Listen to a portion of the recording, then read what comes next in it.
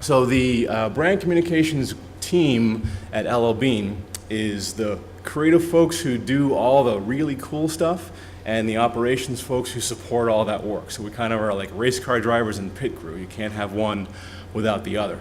So on the creative side, you have the designers for print, the designers for web, you've got the photographers, the art directors, the producers, the copywriters for our product, the copywriters for our storytelling, the editors, and then after that you've got the production folks who are assembling all the content and getting it out there. You've got the photography operations folks who are supporting our photography. We've got our QA group. We've got project managers and traffickers. We've got a digital asset management team. And then you've got me. So I'm none of those things, but I sort of work with and for all those folks to make sure that the creative operation function moves forward as smoothly as possible. So I'm here today to talk about a technical roadmap. And of course, like any good PowerPoint slide, we'll start with a definition. But broadly speaking, the technical roadmap is how we move forward our technology that supports the creative work. So sometimes a technical roadmap is how are we going to bring on board an entire new technology to support our operations. But most of the time, it's how are we going to evolve and move forward in small steps technology that we already have. So in previous years, we've looked at our technical roadmap, or what has gotten on our technical roadmap have been things like foundational improvements to our digital asset management platform. So how do we improve our taxonomy so that our users of the dam can find things that they're looking for easier? How do we reduce friction within the dam? So how do we improve how people interact with it? So make it a little bit more usable, a little bit more friendly. Other things that get on the technical roadmap are things like how do we reduce the time it takes to produce assets within our system? So how do we shorten the time it takes to get photography assets into the dam? How do we create them? How do we tag our copy so that people can find it, and how we can use it across different platforms? And then some of the things that get on the technical roadmap are things like how do we automate production to really make things move faster? So what is a technical roadmap? I really like to kind of gauge or encompass a definition of our technical roadmap in two words, and that's both a process and structure. So again, we're not the creative folks, but we're trying to support the creative folks with a process to evolve the technology and the systems that they use, and a structure, meaning specific people with specific roles that are charged with doing that. So within the roadmap, what we're really trying to do is relieve current pain points. So it goes without saying most of the time that the technology that you're using today is not perfect. And the users of that technology are going to tell you where the pain points are.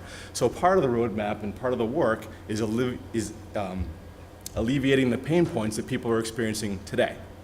And then what we also want to do on a technical roadmap in terms of what technology is supporting the creative team is make strides towards our future strategic goals. Where do we need to be in 6 months? Where do we need to be in a year? Where do we need to be in 3 years? What is the strategic true north that we're driving toward, and what technology changes and evolutions and incorporations do we need to make in order to get there? So the way things work at L.L.Bean in terms of how we build a roadmap is what we call the annual strategic plan for creative operations. Essentially, I sit down with the creative operations leadership and find out what do we need to do in terms of our technology to support the business. So what that usually looks like are, very discrete things. We want to get better at personalizing our content. We want to do, and we've all heard the mantra of more, better, faster, cheaper. So when you take those very concrete goals, or very abstract goals rather, we want to turn them into concrete and actionable things in terms of technology. How can we get things to move faster? How can we improve our search?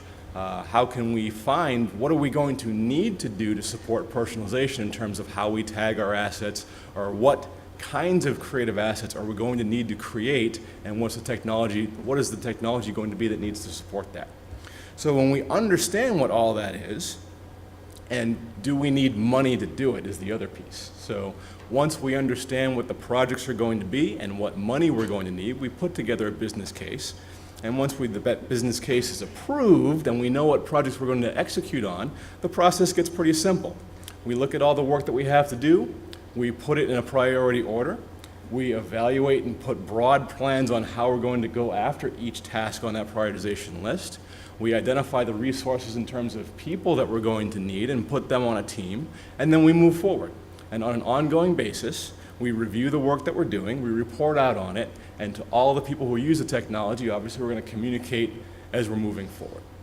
So that's a really short, sweet, condensed, simple view of a technical roadmap. But as you might suspect, the map is not the territory. So here we have that very simplified view of a technical roadmap is, here are the approved projects that we're going to work on this year. We have the money from our capital request process to do that work. We have the roadmap. If it were that simple, this would be done. I could walk off the stage right now. But the map is not the territory. So like I said, the technology that we use today is not perfect, and our users are going to let us know. So while we have a roadmap of what we want to do to support the business and the creative moving forward, we got to fix the stuff that we're working on today. So we're going to receive from the floor requests to fix bugs, enhancement requests of our current tools, and all of those things need to be prioritized and planned and executed and iterated. We're working in a fluid and dynamic environment, so there will be, along the way through the course of the year and over the course of several years, emerging opportunities and evolving technologies that we have to adjust our plan to move things forward. So an emerging opportunity would be something along the lines of, there's a new way to shoot photography that will save us money, how do we go after it? Or our current social media publishing tool is becoming obsolete, and there's a new tool on the market that can do what we do today and has more functionality and it's cheaper. We need to switch out a system. So in order to be able to respond to those evolving technologies, we also have to plan for those, prioritize the work, resource people to do it, and move it forward, iterate, and communicate. And then, of course, there are internal influences, and other projects. So an internal influence could be a restructuring of a department, and how is that going to influence how we use technology? Another project could be, there could be a parallel or very similar project happening in another department outside of creative, and rather than having two projects covering the same ground, we need to combine those projects and move them forward in one holistic effort. So all of those things are going to change the technical roadmap. So what you thought was a pretty straightforward plan at the beginning of the year becomes larger, more complex, and more dynamic.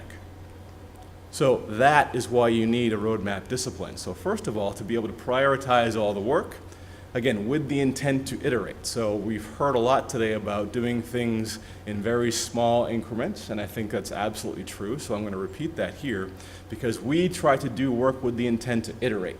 So we don't want to boil the ocean, because that can be obviously very intimidating, that can be very expensive, and it can be very, frankly, impossible.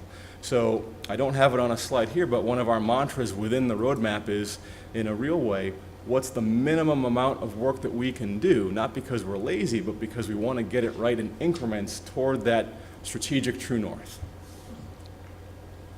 We only going to be able to dynamically resource technical projects. So I know that everyone in the room struggles with, I don't have enough people on my staff to do all the work.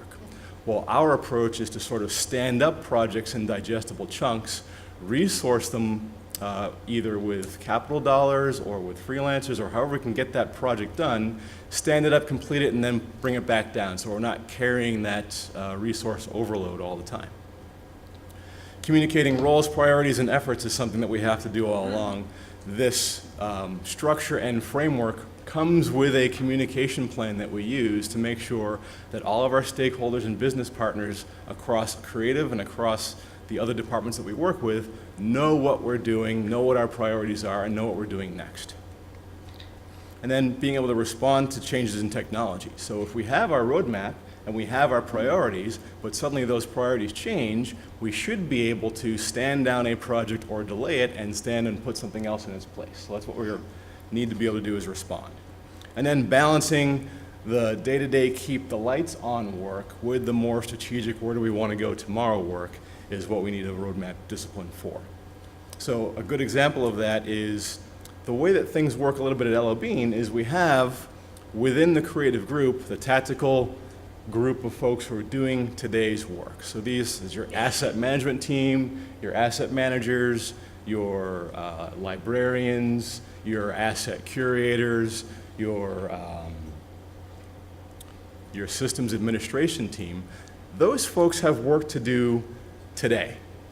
So having them be involved in the strategic work is necessary but difficult. So you also have folks that are outside of the creative who are your developers, your architects, your business analysts, and all those strategic folks who you need to partner with. So in an ideal world, your technical roadmap looks sort of like this in terms of staffing, where you've got folks who are doing your technical, tactical work today, you've got folks who are doing your strategic, forward-looking thinking, gathering your business requirements, and they're working together in harmony.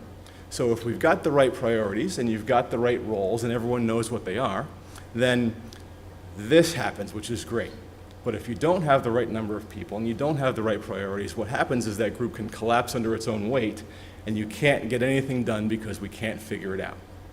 So that's what you want to avoid, and we try to build structures and in order to support this in a more dynamic way. So here's kind of what it looks like, the way that we're running things. So my partner in crime in all of this is our IS business relationship manager. And her role broadly on the roadmap is to figure out how are we going to execute the work. So how do we break down all of the work on the roadmap into digestible chunks that we can go after iteratively in very small increments. My role is to figure out what are we doing, who needs to know, and what are we doing next, and how do we get ready for it. So that in that red circle is me. In the circus that is all of this work, I like to think of myself as a little bit of a ringleader.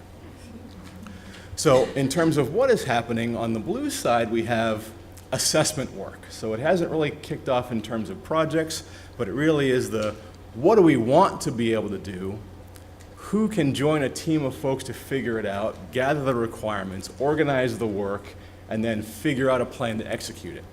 That work on the blue arrow down below then goes over to a rapid execution team in digestible chunks to execute the work. So that's the cycle that we use. Right in the middle of all that, what's represented there is the users of our tools and our technology today.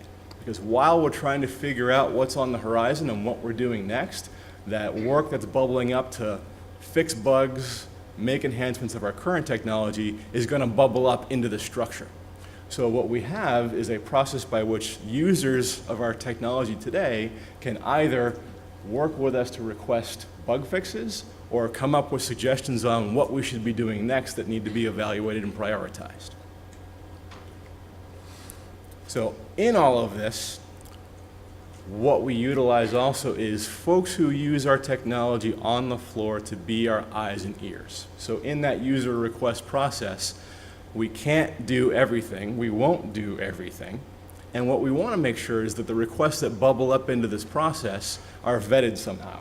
So folks who use the technology today may submit a request, but the subject matter experts within these areas like merchandising or copy or design, etc., have someone to go to talk about their problem before it gets to the roadmap team. So that some of the things that may be reported as bug fixes might actually be user error. So if someone is using the technology improperly or doesn't know how to do something, we have area tech reps on the floor that can say, no, that's not actually a bug. What you really need to do is use the technology this way. That way, all of the efforts or all the requests that get to the technology team are actually things that we really need to do as opposed to going back and educating our users. So these area tech reps also help the roadmap team with prioritizing the work. So not only am I not a creative person, so I'm the least creative person in the room, I'm probably in this structure one of the less technically savvy people in the room. I am not a developer. I'm not really sure. I can't feel the pain of the people on the floor. So I want to know, what should we do first? What should we do second? Help me to prioritize the work, because I've got my own thoughts on how to prioritize things, but I'm open to the possibility that I might be wrong. So On a monthly basis, we meet with these area tech reps to understand all their inputs from the floor and kind of work on prioritizing things so we can get the right things done in the right order. Okay? All of this, of course, has to be supported with a communication plan. So you can't over-communicate, but you can communicate too much. That's kind of the way I look at it in terms of there's got to be sort of a regular cadence of communications that go out so that people expect that you're going to communicate to them and they know that what you're going to communicate about. Okay? If you don't do that, what you do is you send out a lot of communications that eventually falls on deaf ears. So our communication plan is pretty structured. If something is broken, that's my as needed, we're going to tell you immediately. And we're going to tell you what went wrong, why it went wrong, what we're doing to fix it. Okay? On a monthly basis, what I like to do is send out a message to all of our stakeholders, basically giving them the big beats of what's going on in the roadmap. What have we accomplished in the last month? What are we doing next? What are our priorities? Do you have any questions? Let us know. Okay? Also sending out, anytime we upgrade technology, before we take things down, we tell people what we're going to do. And when we bring work back up, we tell them what we did and what to expect in their changes. So we send out those detailed messages. And then on an ongoing basis, my role is to sort of meet with leadership to make sure that we're on track and to have a little bit of a listening opportunity to say, what are you hearing at the leadership level? Because a lot of the feedback that comes back from the floor does not go to the people who are working on the technology, it goes to their bosses. So I like to go out and listen proactively rather than hear it negatively in a way that is painful and uncomfortable. So along with the communications that we're sending out, we're also trying to make sure that we meet with people on a regular basis. The technical team actively working on executing the work that has been prioritized and scheduled is meeting on a regular basis to make sure that their work is on pace. I meet myself with my business partner, our IS business relationship person, to make sure that what's happening and how we're doing it is coordinated. And then the two of us collectively are meeting every other week with our operational sponsor to make sure that we're doing the right work and everything's understood. And again, on a quarterly basis, meeting with senior leadership, talking to our stakeholders and partners in other departments. Okay? How do we know it's working? Again, across all of our area tech reps and all of our areas that we support, I like to use the analogy of I drive a 15-year-old Toyota. So it doesn't have any of the fancy gadgets that tell me when my tire pressure is low. The only way that I really know if something is wrong with my car is if something's rattling, if something's making noise, or if something smells. That's the only way I know that my car is broken. The fourth way is if I have a sudden catastrophic breakdown on the side of the road, then I know that something's wrong with my car. When it comes to technology, if everything is running perfectly, you will hear nothing.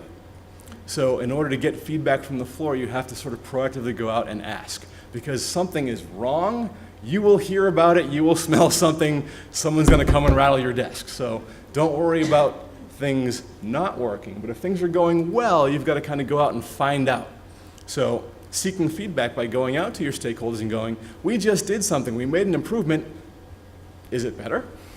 That's something you've got to ask because they won't necessarily tell you. You can go out to your stakeholders, your area tech reps, and proactively ask for testimonials so that they can speak to their groups and say, hey, the technical team just made this improvement, isn't it great? So that you get a little bit of credit for the work that you're doing, but you also get that opportunity for another listening opportunity. Also, those testimonials are nice because they get to leadership from other people. So it's not the technical team saying, look what we just did, aren't we great? It's the people that you support saying, look what they just did, it's great. And that works as well. Conducting simple surveys is another way of getting a little bit of feedback as to how things are working. But also, you can tell if things are working through metrics. So if your job is to do things faster, you can measure time. If your work is to produce more of a certain asset, you can count them. And having those metrics is useful to make sure that you're going in that direction of strategic true north when it comes to creative operations. Okay, some key takeaways as I'm wrapping up here. What do you need as part of your technical roadmap? Clearly defined roles and responsibilities. Who is responsible for doing what? So the structure chart that I showed is one way for us to sort of figure out, am I in my role doing what's expected of me? Is my IS business partner doing what's expected of her? Are the sponsors and stakeholders all doing the right things? Are the technical teams doing what they're supposed to do? Okay? An agreed upon strategic focus, making sure that the work that the technical team is working on is the work that leadership wants us to do. Okay? An adequate team structure. Again, being able to stand up a structure and turn it down, make sure that you're right-sized all the time, that you have the people to do the work when you need to do it. You're not always going to have the staff that you need all the time, but you can flex a little bit in your team structure and size to make sure that you can move the work forward. Okay? A clear process for receiving requests to fix things. So we have had the experience where if we need to fix a bug or if there is a request for an iterative improvement, where does that request go? How does it get prioritized and evaluated? So you need to have a process by which that not only the technical team understands how you're going to do that, but your stakeholders and your users understand how you're going to do it. And then a comprehensive communication plan in emails, in meetings, in frequent connections, so that everyone knows what's going on and how things are moving forward.